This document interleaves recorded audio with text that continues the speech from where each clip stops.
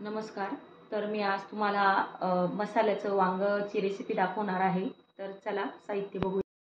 तर हे बघा, आपण शेंगदाणे घेतलेले आहे, शेंगदाणे भाजून घेतलेले आहे, खोबरं घेतलेलं आहे, ते पण भाजून घेतलेलं आहे, लसूण घेतलेला आहे. तर आपण हे पावशेर वांगे घेतलेले आहेत, धुवून घेतलेले आहेत. तर आपण शेंगदाणे, लसूण आणि खोबरं, जिरं 1 चमचा,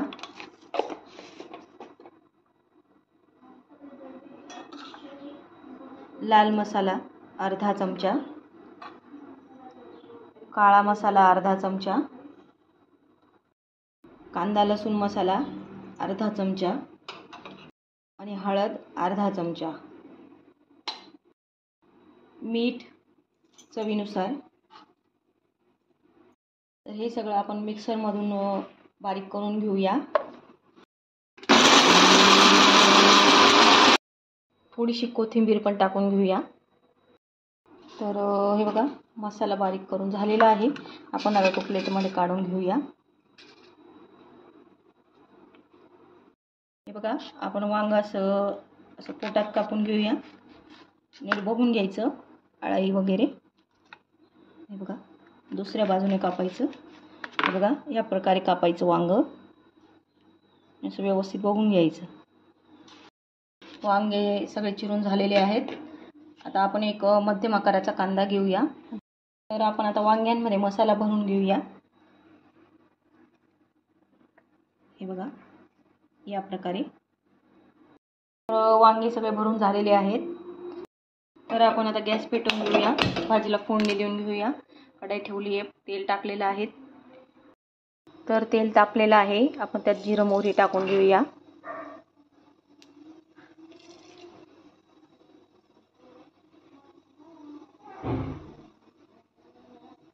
जिरं मोहरी तडतडली की आपण कांदा टाकून घेऊया.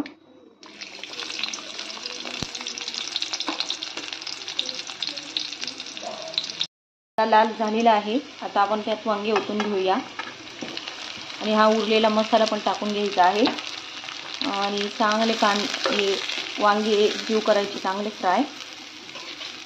वांगे चांगले फ्राय केलेले आहे मी. आता पाणी ओतून घेऊया.